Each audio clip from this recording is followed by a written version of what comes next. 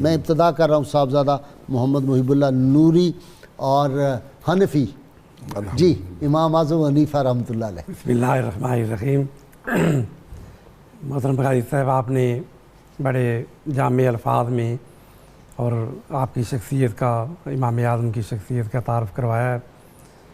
بلا شبہ امام عالی مقام امام اعظم رضی اللہ تعالیٰ عنہ ملت اسلامیہ کے عظیم صوفی، عظیم عالم اور عظیم امام تھے۔ اگر یہ کہہ دیا جائے تو کوئی مبالغہ نہیں ہوگا کہ نبوت اور صحابیت کے بعد کسی انسان کے اندر جتنے اوصاف اور فضائل ہو سکتے ہیں وہ سارے کے سارے امام اعظم ابو حنیفہ کے۔ سبحان اللہ، سبحان اللہ، کیا جامع آپ نے یہ فکرہ کہہ دیا۔ واہ واہ واہ۔ آپ کو جو علم کی بات آپ کر رہے تھے تو یہ علم سارا حضور اکرم صلی اللہ علیہ وسلم کا فیضان تھا، سبحان اللہ، آل بیت اطہار کا اور حضرت علی مرتضیٰ کرم اللہ وجہ الکریم کا فیضان تھا۔ سبحان اللہ۔ سیاستہ میں یہ حدیث ہے اور خاص طور پہ بخاری شریف اور صحیح مسلم کے اندر حدیث ہے کہ حضور اکرم صلی اللہ علیہ وسلم تشریف فرما تھے صحابہ کرام، اور جب یہ آیت اتری سورہ جمعہ کی، والذی بعث فی الامیین رسولا منہم یتلو علیہم آیاتہ ویزکیہم ویعلمہم الکتاب والحکمہ وإن کانوا من قبل لفی ضلال مبین وآخرین منہم لما یلحقوا بہم۔ یعنی صحابہ کرام کو حضور علیہ السلام کا براہ راست فیضان ملا، اور حضور کے بعد یہ فیضان کچھ اور لوگوں تک پہنچے گا جو ابھی پیدا نہیں ہوئے، دنیا میں نہیں آئے۔ سبحان اللہ۔ صحابہ کرام نے عرض کی یا رسول اللہ وہ کون ہیں معلوم؟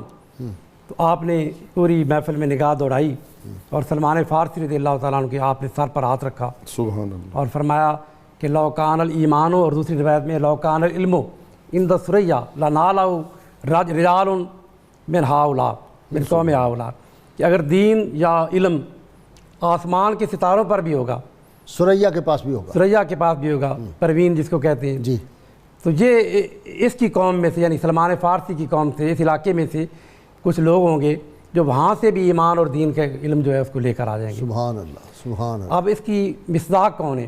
بہت سے لوگ ہیں، لیکن اس کا اولین مصداق امام جلال الدین سیوطی جو خود شافی تھے، اور امام ابن حجر حیثمی فرماتے ہیں کہ فی معجزۃ للنبی صلی اللہ علیہ وسلم حیث اخبر بما ستیقع، کہ حضور اکرم صلی اللہ علیہ وسلم کے اس میں معجزہ ہے کہ آپ نے آنے والے واقعات کی خبر دی، اور اس کے مصداق کون ہیں؟ ابو حنیفہ امام اعظم ہے اس کے۔ سبحان اللہ، کہ آپ نے فرمایا کہ یہ وہ اس کے مصداق ہوئے۔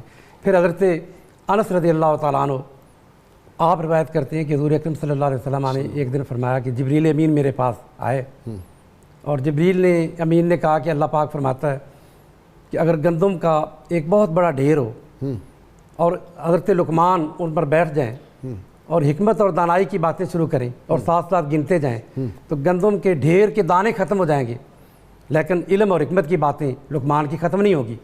وہ بات کر کے گئے تو حضور علیہ السلام کے قلب اطہر میں ایک رشک سے پیدا ہوا کہ داؤد علیہ السلام کی امتی اس کی یہ شان ہے۔ ابھی یہ دل میں خیال ہی آیا کہ جبریل پھر حاضر ہوئے، اچھا، اور کہا کہ اللہ پاک فرماتا ہے کہ اے حبیب یہ تو داؤد علیہ السلام کی امتی لقمان کی بات تھی، آپ کی امت میں نعمان ہوگا جس کی شان یہ ہے کہ گندم کے کتنے ڈھیر کیوں نہ ہوں، ان پر بیٹھ کر وہ فقہ کے مسئلے بیان کرتا جائے تو گندم کے ڈھیر ختم ہو جائیں گے، لیکن ابو حنیفہ کی جو فقاہت ہے اور علم ہے وہ ختم نہیں ہوگا۔ واہ واہ واہ واہ واہ واہ واہ واہ، اتنی یہ تو کوہ صفا علم کا جی، اس ایک واقعہ جو آپ نے اسی کو بیان آپ کیا بلائیں جو آپ بات فرما رہے تھے داتا علی گنج داتا صاحب کے حوالے سے، کہ آپ نے خواب میں یا بزرگ تھے ان کو زیارت ہوئی، یا رسول اللہ آپ کو کہاں تلاش کریں؟ اور میں اندہ علم ابی حنیفہ، کہ ابو حنیفہ کے علم کے پاس تلاش کریں، نہیں وہ میرا علم کا فیضان ہے۔